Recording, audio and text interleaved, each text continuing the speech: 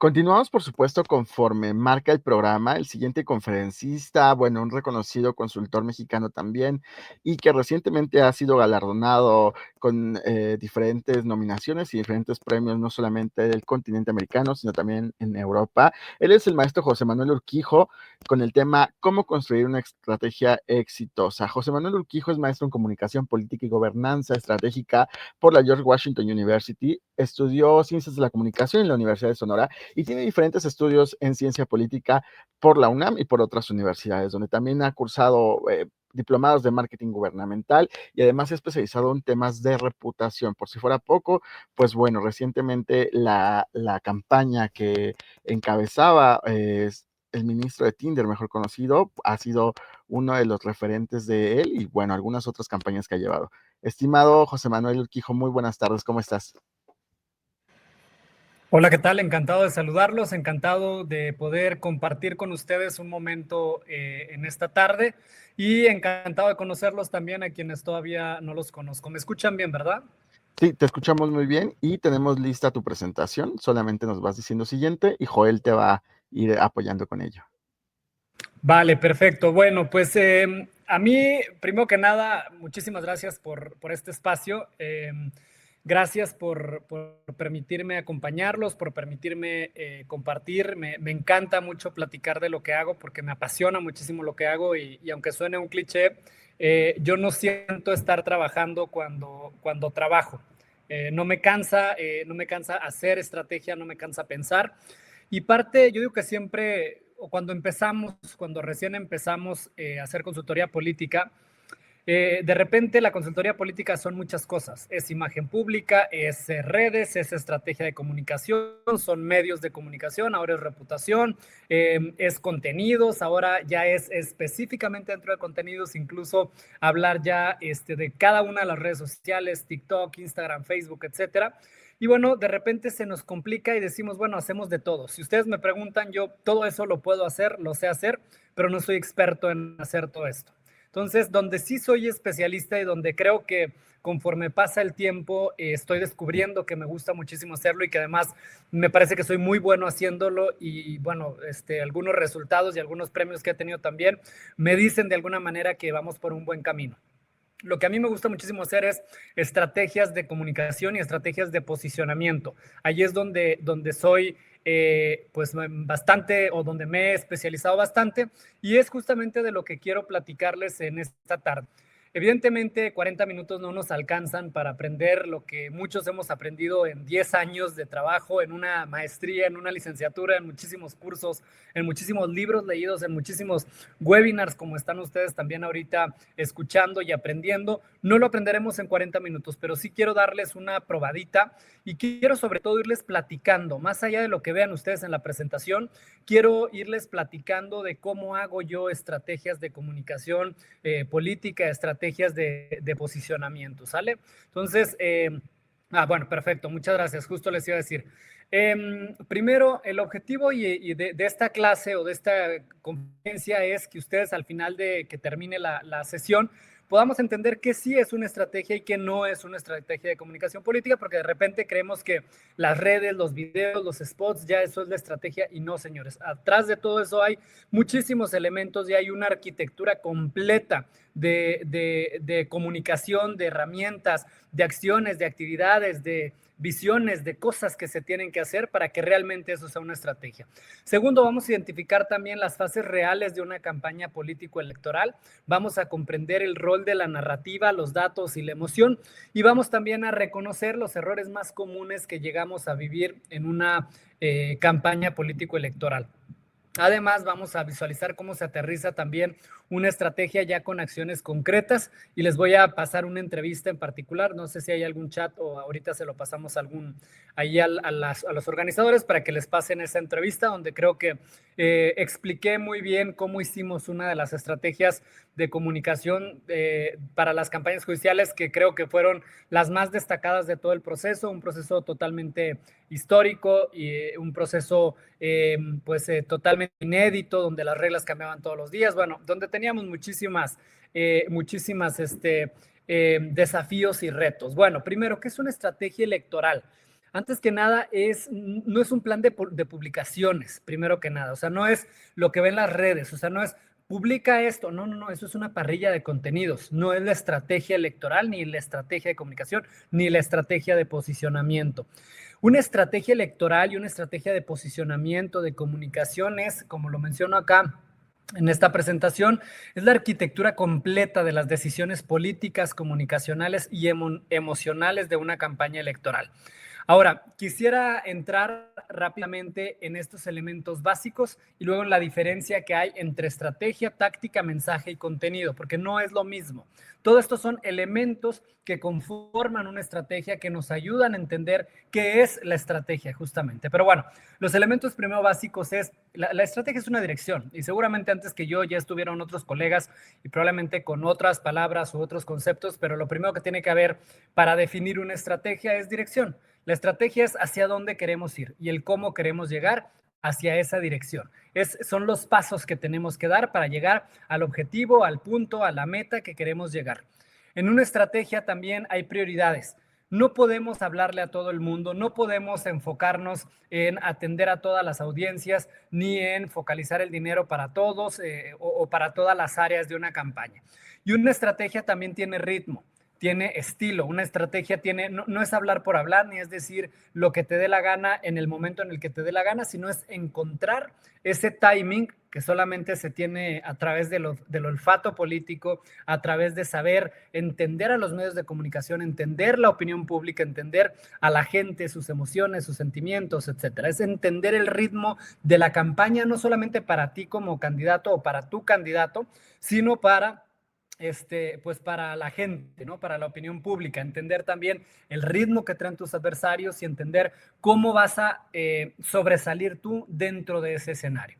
Y cuarto, está el mensaje, que es lo más importante y más adelante lo vamos a ver también en una campaña político-electoral.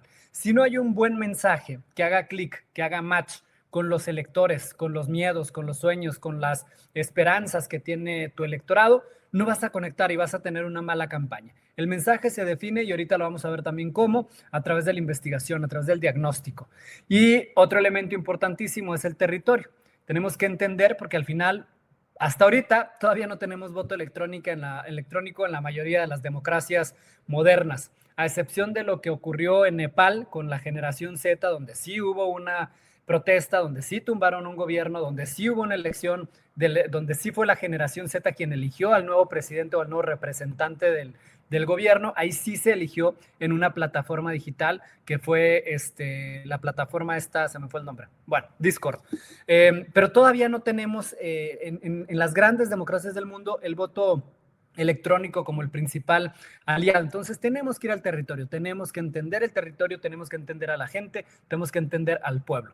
Y también entender que en una campaña uno de los elementos básicos también es que hay riesgos operativos, políticos, comunicacionales, reputacionales, de seguridad, y hay que encontrar cuáles son los riesgos que vamos a tener en la campaña, identificarlos y poder tener un plan para que si esos riesgos se llegan a materializar, poder tener también pues una guía de cómo los vamos a enfrentar. Y evidentemente públicos objetivos. No le vamos a hablar a todo el mundo, le vamos a hablar a quienes tengan mayor sensibilidad a ser parte o formar parte de nuestro proyecto, o que nuestro mensaje pueda llegarles de mejor manera. Y ahora, ¿cuál es la diferencia entre estrategia, táctica, mensaje y contenido?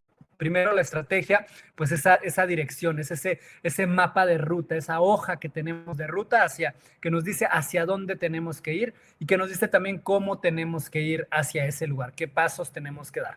Esos pasos que tenemos que dar ya más a detalle, ya cada acción que hay que hacer, cada movimiento que hay que dar y cómo hay que dar ese movimiento, eso justamente es la táctica, que es diferente a la estrategia. La estrategia simplemente marca la hoja de ruta. La táctica nos ayuda a especificar las acciones que nos van a llevar a cumplir esa hoja de ruta que ya establecimos. Y el mensaje no es lo mismo que un contenido. El mensaje básicamente es ese gran relato que nosotros vamos a contar durante la campaña. Es lo que le tenemos que decir a la gente. En México, por ejemplo, el gran relato o el gran mensaje que contó en su momento López Obrador era pues que queríamos acabar con la corrupción. Eso era lo que López Obrador decía. El país está lleno de pobreza, de desigualdad. a causa de la corrupción. Entonces, ese era el gran mensaje. Y el mensaje que nos invitaba López Obrador en su momento era: hay que sacarlos a estos para acabar con la corrupción, para acabar con la desigualdad y la pobreza. Y es el primero los pobres. Ese era básicamente su mensaje de campaña. Y en el caso de los contenidos, bueno, eso es como si fuera la táctica, ¿no? Ya es específicamente lo que vamos a publicar, cómo vamos a comunicar ese mensaje, con qué tipo de palabras, de conceptos, de colores. Ahí es donde viene el contenido. Ahora, el primer grave error que se comete que cometen las campañas electorales es confundir comunicación con publicidad. La comunicación no es la publicidad es una herramienta de la comunicación. El marketing es una herramienta de la comunicación, no son para nada absolutamente lo mismo. La campaña no comienza en las redes sociales, más bien yo creo que las redes sociales son la ventana a través de donde nos ven en una campaña electoral. No son las redes sociales el corazón de la campaña o la comunicación de la campaña, es nunca, o sea, eso estamos muy lejos de pensar que las redes son la campaña en general. Segundo, la campaña comienza primero con el diagnóstico, también la campaña comienza en ese conflicto social. ¿Qué es lo que está pasando en nuestro electorado, la opinión pública, que nosotros tenemos que entender para construir ese mensaje que la gente pueda entender fácilmente y que pueda creer que nosotros somos la persona, el líder, que pueda ayudarle a cambiar esa realidad que ellos tienen, que pueda creer en eso que tú le estás diciendo porque le hace match con el diagnóstico del país, con el conflicto social que existe, con el humor social del electorado. Y ahora, dos ejemplos de campañas que tuvieron, una que tuvieron buena producción, pero que al mismo tiempo tuvieron un mal diagnóstico y que por ende perdieron. Primero, la de Hillary Clinton por allá en el 2016. Nadie leyó lo que estaba pasando abajo con la gente. Creyeron que el votante promedio era solamente, digamos, el votante blanco de las ciudades o el gringo más sofisticado, más cosmopolita, más de Los Ángeles, de Nueva York, o sea, y al final no. En 2016, lo que la gente, el gringo promedio, el que no es ni leído ni letrado, el que es un gringo mucho más, que le estaban quitando los trabajos, supuestamente los mexicanos, supuestamente los migrantes, ese es el votante que salió con más fuerzas a votar y fue el votante que no le habló la campaña de Hillary. Y un poco también es lo que se repitió en la campaña del año pasado con Donald Trump y Kamala Harris. Otra campaña que también no supo leer al electorado fue la de Xochitl Gálvez. Tuvieron muy buenas producciones en términos técnicos, en términos visuales, de imágenes, etcétera, pero al final el diagnóstico era incorrecto. En México, si bien hay un miedo hacia la inseguridad, Xochitl Gálvez decía México sin miedo, ¿no? Pero, y si bien es el principal problema que enfrenta el país, yo creo que el miedo ese a estas alturas del partido está bastante normalizado. Y me parece que ese miedo al que se refería Xochitl Gálvez, el miedo de la inseguridad, etcétera, pues no fue suficiente a la hora de mover a los electores, porque creo que había más miedo a que regresara los viejos partidos políticos tradicionales a el miedo que representa la inseguridad. Había más miedo a que se perdieran los avances, entre comillas, avances también en programas sociales, en algunos beneficios que ha tenido la clase trabajadora, como el aumento del salario mínimo, como, otros programas sociales que se han venido implementando en estos últimos 2 sexenios. Había más miedo a que se perdiera eso que miedo a la inseguridad y a lo que se vive día a día en las calles, que, insisto, sigue siendo el principal problema del país. Vamos a la siguiente, por favor. Primera fase es la investigación y el diagnóstico. Y aquí los principales elementos, yo creo más bien es el corazón, si bien el mensaje es el corazón de la campaña, para encontrar el corazón de la campaña, primero tenemos que entender cuál es el cuerpo de la campaña, cómo está conformado, qué es lo que le duele a la campaña, qué es lo que le duele al electorado.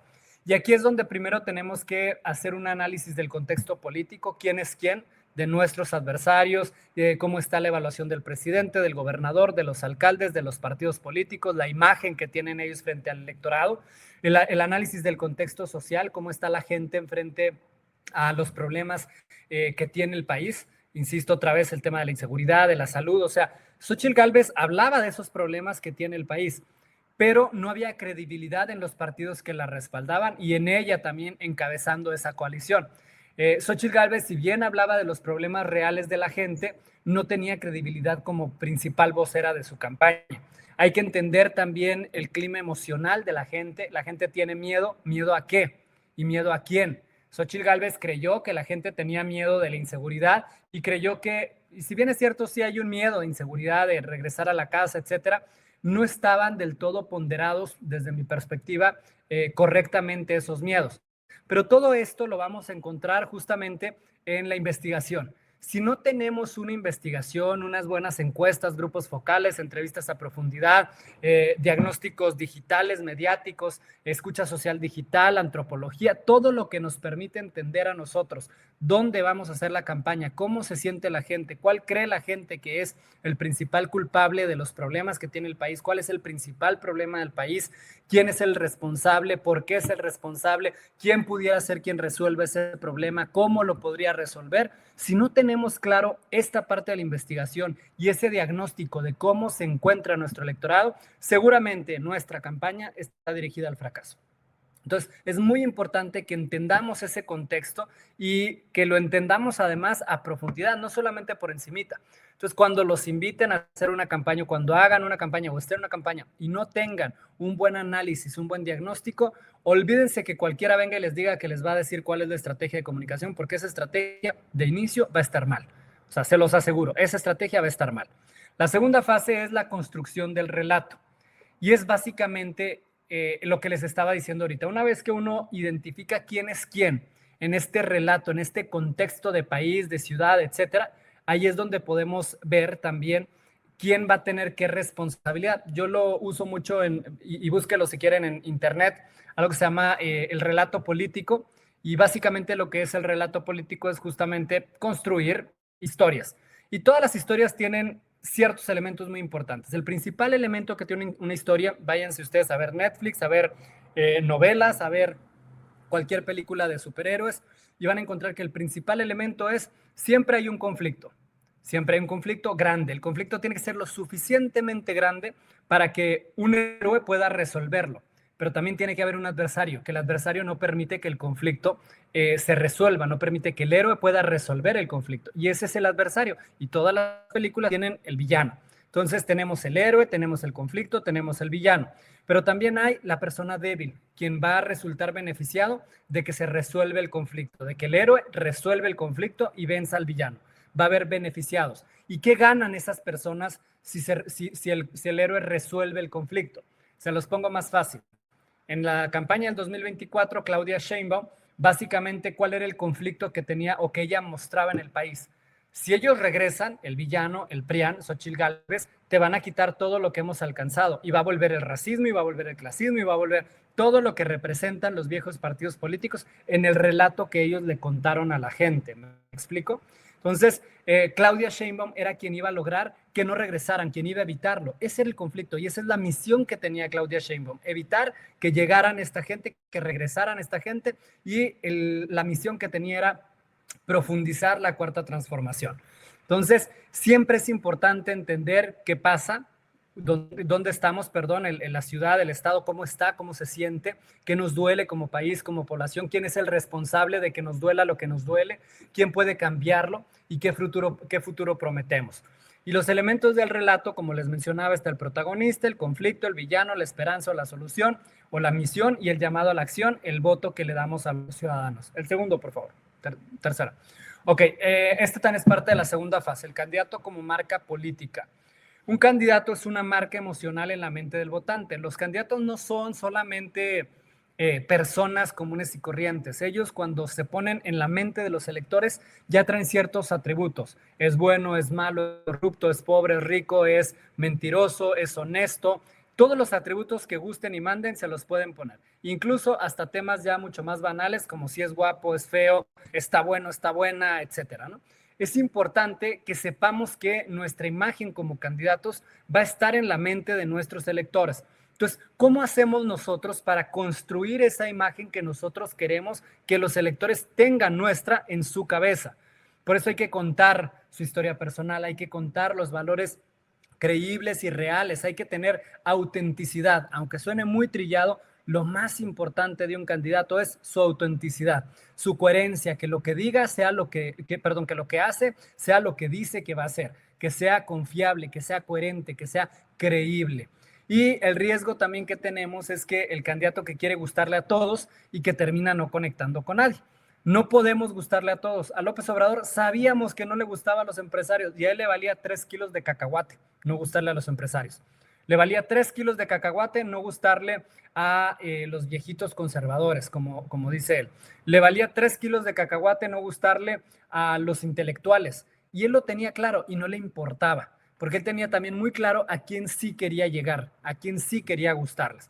Pero de repente hay ese conflicto y de repente una piedrita que nos avientan nos voltea o nos golpea, perdón, y hace que no podamos recuperarnos y no entender qué es lo principal o el principal segmento al que sí queremos gustarle, al que sí queremos caerle bien. El segundo, por favor, el siguiente. La fase 3 es el mensaje estratégico, que es lo que les decía ahorita, es el corazón de la campaña electoral. Y el mensaje tiene 3 niveles de mensaje. Primero, una idea central, que es la idea madre que tenemos. El mensaje central es lo que les decía ahorita de López Obrador, muy sencillo. El problema es la corrupción, la impunidad, la desigualdad, la pobreza. Primero los pobres, es el mensaje central. Mensajes secundarios por públicos es muy sencillo, también partiendo del mensaje de la idea de López Obrador, del ejemplo, perdón, de López Obrador. Resolviendo la corrupción vamos a resolver la salud, resolviendo la corrupción va a haber más prosperidad, o sea, todo lo estás anclando a donde mismo y lo vas metiendo a cada una de las audiencias que tienes. Y mensajes de respuesta ante crisis que básicamente también se ancla en el corazón moral básicamente de tu mensaje o de tu idea madre. Aquí la única regla de oro es que el mensaje no se diseña para convencer a expertos o a periodistas o tal. El mensaje se diseña para persuadir emociones, para persuadir a una mayoría, a esa mayoría que ya identificamos en el diagnóstico, cuál es su dolor principal, su problema, su herida, etc. Siguiente, por favor. Y la fase número 5 ya es la campaña en tiempo real. La estrategia no es un documento estático. Si bien la estrategia tiene que ser lo suficientemente, y así lo digo siempre, la estrategia tiene que ser lo suficientemente, se me fue la palabra, lo suficientemente fuerte o rígida para no moverse, pero lo suficientemente blanda también para poder moldearse a lo que vaya ocurriendo en el camino. Es decir, la estrategia es una sola, no cambia a lo largo del tiempo. Lo que cambia es el contexto en el cual se va amoldando la estrategia. Eso es lo único que cambia.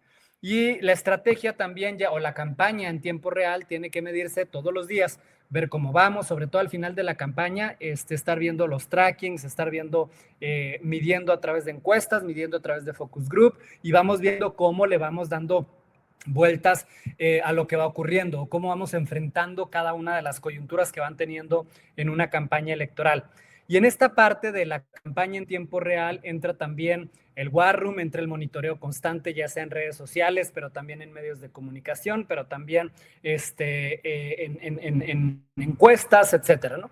Y vienen los análisis de conversación, el famoso social listening, viene la gestión de crisis, que también parte del War Room, o sea, de quién va a atender y gestionar la crisis, porque siempre hay crisis en las campañas políticas. Eso, si de algo podemos estar seguros, es que siempre va a haber. Y para tener también una buena gestión de crisis, que es eso, otra clase completita que podríamos dar, es importante saber cuáles son tus riesgos. Por eso hablábamos de riesgos también al principio. Si tú tienes bien mapeados los riesgos, las cosas que pueden salir durante la campaña, creo que tienes el 90% de una gestión de crisis ya, digamos, anticipada, porque sabes qué es lo que puede ocurrir y porque puedes prepararte para que a la hora de que ocurra ese riesgo, tú estar listo para poder dar la cara, para poder saber qué vamos a decir, cómo lo vamos a decir, quién lo va a decir, cuándo lo va a decir y qué cosa o qué mensaje vamos a decir.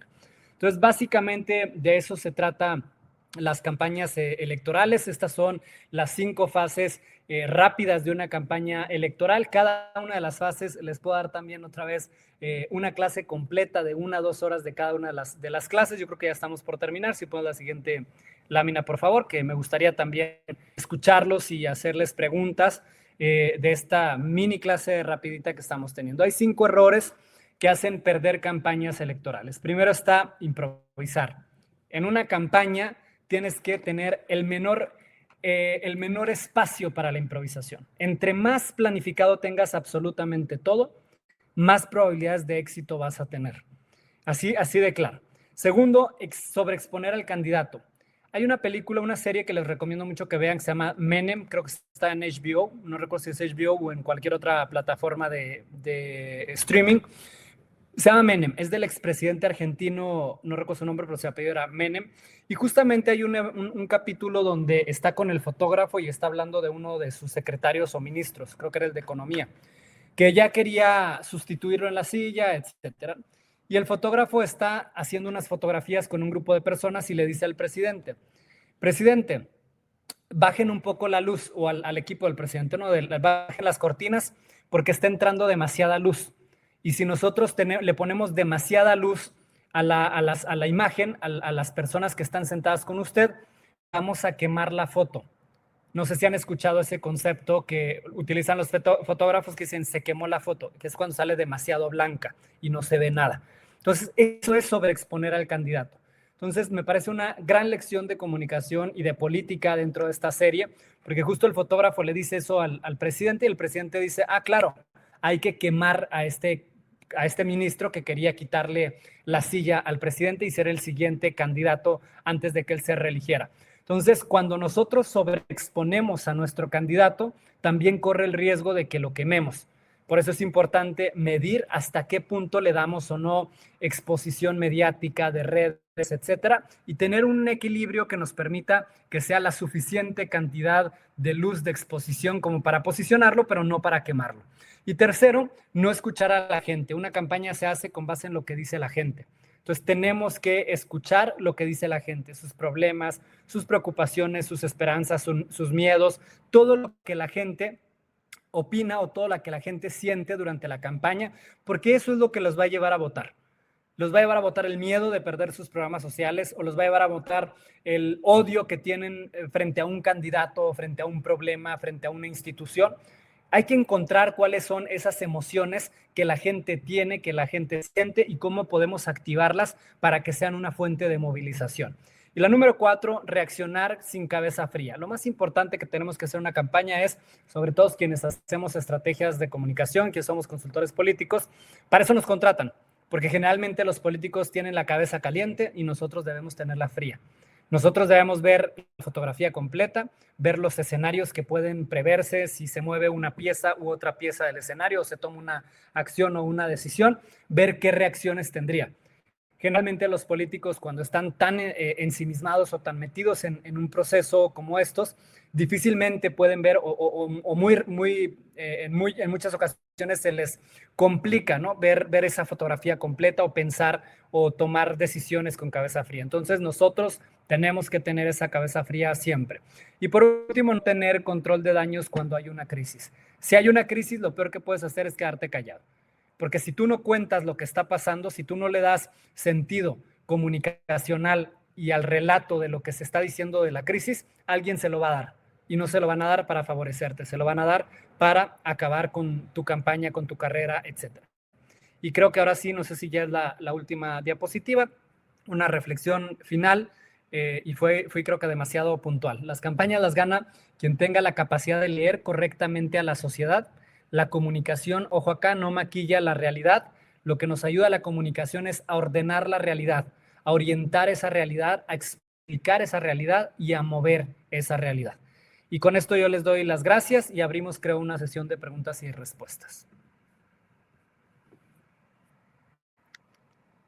Muchísimas gracias, José, por el tiempo que nos has destinado. Sin duda, sumarme a las felicitaciones que has recibido. ¿Cuál crees tú que fue la parte más compleja a la que te enfrentaste en el tema de la elección que, pues bueno, ha resultado un triunfo para ti en cuestión estratégica, que fue la del ministro? A ver, repíteme la pregunta, por favor. Como Sí, que se me cortó. ¿Cuál fue la mayor problemática a la que te enfrentaste durante esta campaña que llevaste del ministro de Tinder?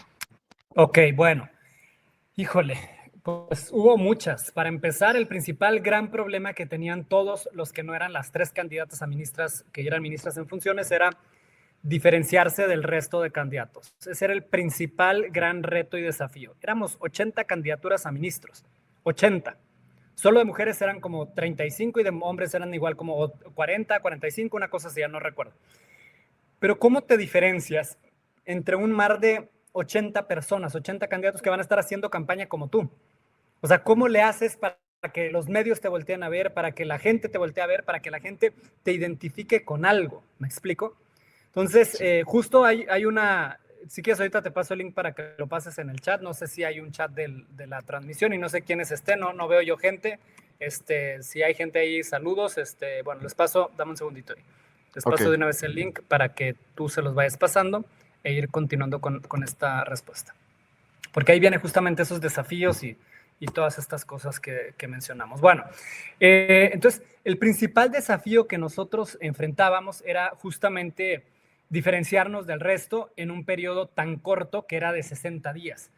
Y bueno, ya ni te digo también que había evidentemente una cargada, que los medios de comunicación estaban favoreciendo, no porque les hubieran metido dinero, etcétera, sino porque naturalmente los medios van a ir con las figuras más conocidas. El medio no te va a ir por algo que no conoce. ¿Por qué? Porque no es importante, no es relevante. Entonces, el principal reto era, uno, hacer conocido a nuestro candidato. Segundo, hacerlo relevante para los medios, para los creadores de contenido, para la gente en general, para los líderes. Y creo que así fue como lo logramos. Fue una tontería, muchos se rieron del ministro de Tinder, pero mientras todo el mundo se reía, nosotros lo que hacíamos era ver los números de cómo iba creciendo en términos de nivel de conocimiento. Te digo, nosotros esperábamos que tuviera 5,000 votos.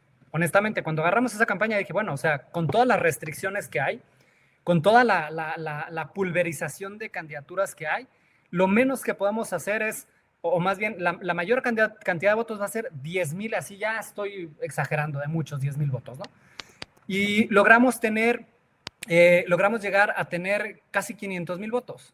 O sea, con 500,000 votos se gana la gubernatura de Sonora, de Sinaloa, de Coahuila, la gubernatura de estos estados que no son tan grandes. Y otra cosa también que era súper importante, bueno, después de que logramos que aumentara su nivel de conocimiento, logramos algo que yo quería, que en la estrategia lo planteamos desde el principio. A ver, ¿cuál es el objetivo? Que la gente lo conozca y que la mayor cantidad de gente vote por él. Y exponenciar sus características, sus habilidades y las cosas positivas que tiene este señor, porque tenía además muy buen currículo y muy buena historia para contar. Entonces eso nos fue ayudando. Entonces, después de ver ese pico que tuvimos, dijimos, tenemos que sostener ese nivel de conversación. ¿Cómo le vamos a hacer? Le colgamos un cartel en el cuello, amarillo, como si fuera un vendedor ambulante o una persona que pide dinero en la calle. Y el tipo es un hombre más alto que yo soy bastante alto también, mide casi 1,90, el señor. Es un tipo rubio, casi como yo, pero ya señor, 50 y pico de años. Es un tipo que se sale del molde tradicional de una persona que normalmente uno ve en la calle pidiendo dinero. ¿Me explico? Entonces llamaba la atención y lo que hicimos fue ponerlo sobre el Paseo de la Reforma con ese cartel, entregando boletitos y diciendo, bueno, señores, pues no puedo hacer campaña de otra manera, aquí le entrego mi volante.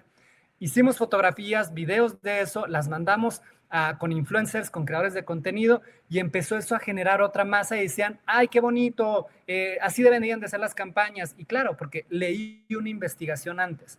O sea, el primer paso que yo hice para hacer esa campaña fue leer una investigación muy completa que hizo la encuestadora Áltica junto con la consultora del instituto. Es muy buena investigación. Leímos qué es lo que la gente quería en términos de justicia, cómo querían que fueran las campañas, porque venía en esa investigación. Y esa investigación nos dio la pauta a nosotros de cuál tenía que ser el tono de la campaña y el mensaje de la campaña. Y si a eso le sumas que el señor era defensor de derechos humanos, que llevó temas a la corte como abogado defensor de personas discapacitadas para que cambiaran incluso la Constitución, imagínate, o sea, era una historia redonda, completa lo que teníamos, simplemente había que saber cómo contarla. Y creo que en ese camino la fuimos aprendiendo a contar y me parece que al final, fíjate, curiosamente, cuando empezó la veda electoral, nos llega un video de TikTok que subimos con un recap de toda la campaña, donde él salía en la playa con unos shorts, caminando y con su cartel defendiendo a la gente de Cozumel que le querían quitar su única playa, que él es el abogado de la gente de Cozumel que estaba defendiendo la playa, de unos ejidatarios de Holbox que también les querían arrebatar sus tierras con mentiras y demás, de muchas personas discapacitadas, una de ellas que cambió la jurisprudencia de la Corte, o sea, y que ahora es la directora de Derechos Humanos de la Secretaría de Seguridad Pública, o sea, cosas como muy padres que nos permitieron contar la historia de una manera en la que los jóvenes, sobre todo, la entienden. Y cuando nosotros subíamos esos videos a TikTok y él equivocándose y él hablando con los jóvenes y él haciendo videos de coyuntura también. En ese entonces falleció, o más bien la abuelita de Chalco mató a unas personas que se metieron en su casa. Hicimos una reflexión, nos subimos esa tendencia, nos estuvimos subiendo a tendencias, hicimos colaboración con los de la Defensa Más Leal. Yo ni los conocía y de repente le preguntan en una entrevista al candidato, oiga, ¿qué opina? Y él dice, bueno, los conozco bien y me parece que hay mucha discriminación en el sistema judicial y creo que los chicos son buenos abogados, pero como son morenos, como traen vestimenta que usualmente usarían entre comillas los ricos y que a ellos se les ve naco, por eso los discriminan y ahí se me ocurrió y vamos por ellos y hacemos una colaboración con ellos y amplificamos. Y siempre estuvimos constantemente amplificando el nivel de conocimiento, el nivel de influencia y evidentemente también los seguidores del candidato. Imagínate que lo agarramos en TikTok con 200 seguidores menos, lo acababa de abrir la cuenta hacía como un mes el señor, y lo terminamos en 40,000 seguidores en 2 meses. Entonces, a lo mejor para algunos es mucho, para otros puede ser poquito, pero para nosotros que no le metimos un centavo de pauta publicitaria a ninguna red social, para nosotros fue muchísimo. Te decía al final, ahorita, uno de los últimos videos que subimos, que fue un recap de toda la campaña, donde se veía él en muchos espacios, se subía a los camiones a entregar volantes, se subía al metro, o sea, casi no salimos más. El primer mes no salimos de la Ciudad de México. Y el segundo mes ya fue salir territorio, porque el primer mes nos quedamos aquí justamente para meternos a los medios de comunicación, para ser relevantes. Y de repente sale la primera encuesta de Mitofsky en El Economista y él salía en 4º lugar de los hombres, o en tercer o cuarto lugar tercer lugar de los hombres salía. Y de repente sale una encuesta del Universal y en tercer lugar también en la encuesta del Universal en la portada. Y de repente Viri Ríos, un analista que muchísimos conocemos, sobre todo muchos jóvenes la conocen, dice que él era uno de sus favoritos para la corte. Yo conozco a Viri, no es mi súper amiga, pero somos buenos amigos. Pero yo nunca le pediría un favor de ese tipo, ni mucho menos. Y cuando veo su columna y que ella escribe quiénes eran sus favoritos y que yo leo que está ahí entre sus favoritos el candidato con el que yo estaba asesorando, por supuesto que estamos buscando amplificar. Y el mensaje de Viri, o sea, todo lo que iba saliendo lo íbamos amplificando. O sea, el grado tal llegó a que logramos que el New York Times lo mencionara como una de las campañas más disruptivas, por ejemplo, el New York Times. O sea, logramos que el Bloomberg también, o sea, medios nacionales, medios internacionales, hablaron de su campaña. Entonces, creo que ese fue el gran logro en términos de consultores para nosotros como equipo, para quienes estamos y quienes hacemos sentido común, Latinoamérica, y creo que fue una gran experiencia y creo que todo estaba en contra y como sabíamos también de alguna manera que no íbamos a ganar, porque nunca además el objetivo de esa campaña fue entrar a la corte, porque sabíamos que era un proceso que venía viciado de origen, y él no tiene ningún tipo de relación política interna hacia Morena o hacia el gobierno, tiene una tendencia mucho más progresista, si lo decimos de esa manera, de derechos humanos y demás, pero no es morenista, ni ha tenido ningún cargo, ni conoce absolutamente a nadie. Entonces, creo que fue una campaña que fue creciendo y al final, sin miedo a equivocarme, puedo decir que fue, si no la mejor campaña judicial que se hizo, me parece que sí fue una de las 3 mejores campañas judiciales que se haya hecho en el proceso. Insisto, por el contexto tan complejo que nosotros teníamos Sí, claro. a la hora de abordarla. Sí, oye, y justo es eso, ¿no? Creo que esta campaña fue un despertar de conciencias para mucha gente que no sabía a qué es lo que se podían enfrentar, qué es lo que resolvía la corte. Y yo te quería preguntar, ¿cómo fue esta parte de ponerle el letrero, de convencer a una persona, como bien lo dices, a un ser humano con con bastantes estudios, con letrado, lo podemos decir? ¿Cómo fue decirle, oye, ¿sabes qué? Te vamos a poner un letrero como ambulante? ¿Hubo ahí una contra o algo? Mira, tanto la idea de Tinder, el señor es divorciado, tiene 3 hijos y está de novio con una señora, ¿no? Y tanto la idea de Tinder, él dijo, mira, si tú me dices que esto sirve, yo creo y confío en ti. Y lo hicimos. Y le dije, lo vamos a hacer y te vamos a cuidar. No vamos a hacer que sea el ridículo, porque puedes hacer el ridículo, pero vamos a hacerlo cuidando el video. Yo grabé el video con mi celular en un bar ahí en la alcaldía Miguel Hidalgo, abrimos unas cervezas y empecé, y di esto, y empezó. Y le gustaba a él además, a él le gusta Sí. le gusta como echar show, pues, ¿me explico? O Pero, sea, pero le además gusta se ve divertirse, natural, ¿no? No se ve totalmente. artificial, no se ve maquillado. Es que justo, o sea, él es auténtico, o sea, auténticamente él disfruta lo que hace y disfrutaba, y él decía, a ver, yo entré a esta campaña a disfrutarla, no a sufrirla. Entonces, eso en el video de Tinder. Y cuando tú ves el video de Tinder, pues sí ves, dice el señor, bueno, como tenemos muchas restricciones, vamos a entrar a Tinder a hacer campaña. Por supuesto que no vamos a hacer campaña en Tinder. O sea, por supuesto que no vas a perder el tiempo hablando con gente por Tinder. Pero lo que queríamos era que se hablara de él y que la gente lo ridiculizara y que dijeran, ja, ja, ja, hay un candidato que está en Tinder. Bueno, después de que dice, ya hice match aquí, mira, ahora que tengo tu atención, te voy a decir cuáles son mis 3 propuestas como ministro de la Suprema Corte. Y esa forma fue como lo cuidamos. Cuidamos su reputación, cuidamos su legitimidad, cuidamos su imagen pública, la credibilidad que él tiene con sus clientes, porque además él tiene un despacho de derecho internacional privado. O sea, y nadie se burló de él. En términos reales, él no perdió credibilidad. Él al Sí, contrario, o sea, quedó con muy buena suma después de esta campaña electoral.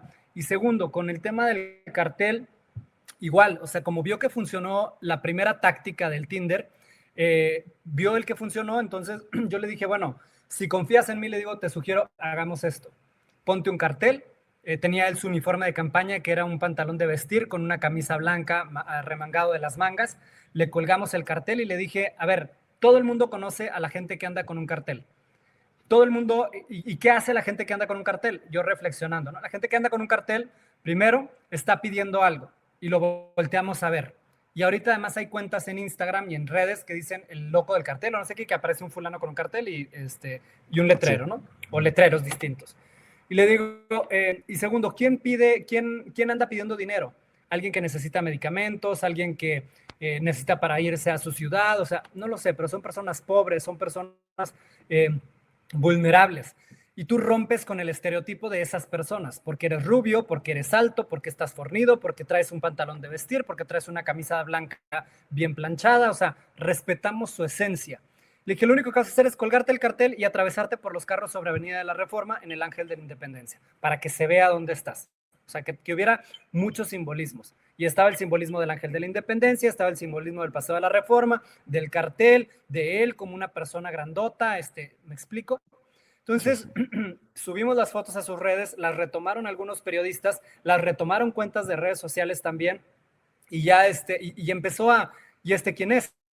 ¿Y por qué los demás no hacen campaña así? Miren si se puede hacer campaña, sí está haciendo bien la campaña, o sea, sabíamos que la gente quería campañas sencillas, sabíamos que la gente quería campañas que le dijeran cosas, porque eso es lo que decía la investigación.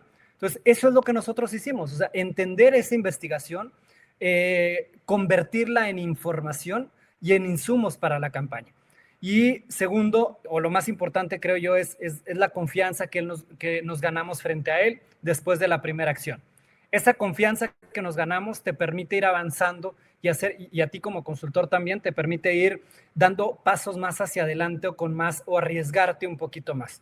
No puedes llegar con un candidato, sobre todo si no lo conoces, que era nuestro caso, teníamos 2 semanas de conocernos, no puedes llegar con un candidato a decirle que haga algo totalmente distinto porque no confía en ti, no cree en ti. O sea, a menos que tenga toda la confianza del mundo, lo va a hacer. Entonces tienes que irte poco a poco, o sea, ganándote la confianza, construyendo credibilidad con él, y viendo sobre todo qué resultados. Sobre todo cuando ya él vio que había encuestas que lo ponían, me habló cuando sale la primera encuesta en El Economista en la portada, me dice, oye, ¿tú moviste esto? ¿Tú lo operaste?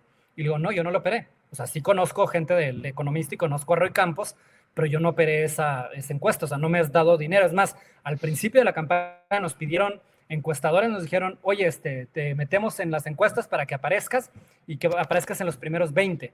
Le dije, bueno, es que compadre, no tengo dinero para eso. O sea, si yo tengo dinero para eso, no tengo dinero para otras cosas, ¿me explico? Entonces decidimos no meterle dinero a las encuestas. Y cuando sale esa primera encuesta, pues obviamente fue, perdón, una sorpresa para él y una sorpresa para mí. Yo le dije, yo pensé que tú la habías movido. Y me dice, no, yo no moví nada tampoco. Y le dije, bueno, para mí hubiera sido muy cómodo decirte que sí la moví, pero no sería honesto de mi parte. Entonces, no la moví y me parece que es una gran, o sea, una gran noticia para todos. O sea, porque aquí ya te vieron en presidencia, le dije. La presidenta de la República en su escritorio que revisa en todos los días los medios de comunicación y lo que aparece en las portadas, ella ya ubica quién eres. Y todos Sí. los empresarios y toda la gente que lee noticias y en los medios de comunicación que ven las encuestas de lo que está pasando, ya vieron tu cara, ya vieron tu nombre y van a empezar a buscarte.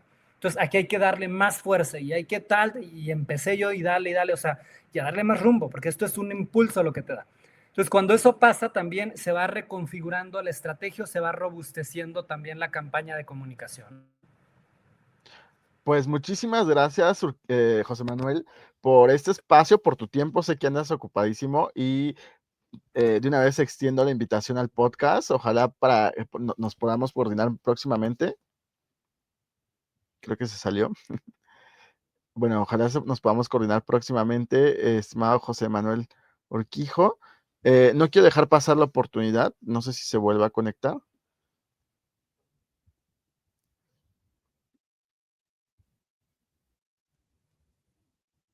Creo que ya no. Pero bueno, no quiero dejar pasar la oportunidad de extender este reconocimiento al maestro José Manuel Urquijo, justamente por haber participado. Listo.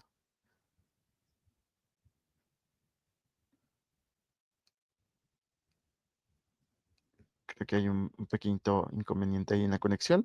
Vamos a guardar nada más un minutito, estimado Francesco. Sé que ya estás por acá. Y para cerrar de manera oficial. Listo. Ay, discúlpame que se me salió, no sé qué pasó. No te preocupes. Te digo que justamente próximamente hacemos llegar la invitación al podcast, a la nueva temporada de Hagamos Comunicación, y que precisamente nos cuentes sobre esto. Sé que eres una mente maestra y que siempre estás trabajando en algo, y de verdad mis felicitaciones para ti, para todo tu equipo y por supuesto para Sentido Común Latinoamérica. Te sigo desde hace mucho tiempo, a lo mejor en la oscuridad, pero siempre es un ejemplo a seguir y siempre es un referente, y sobre todo siempre ha sido un referente de las juventudes, ¿sabes? De que se pueden hacer las cosas.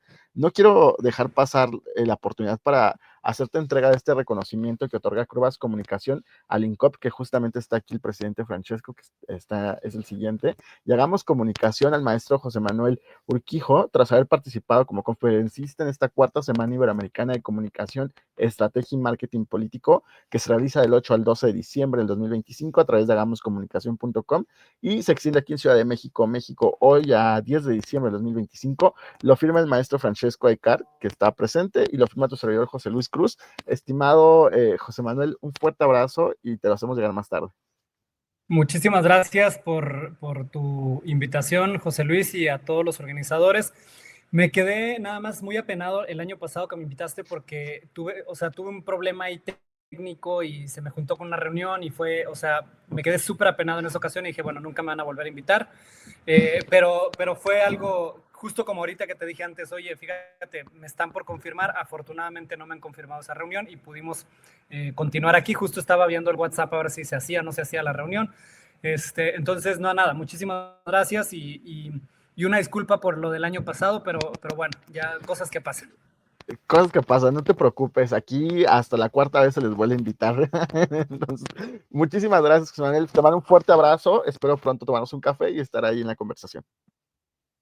Que así sea. Muchísimas gracias y saludos a todo el auditorio. Hasta luego. Vamos con la siguiente conferencia que ya tenemos aquí en puerta y no se despeguen de Hagamos Comunicación.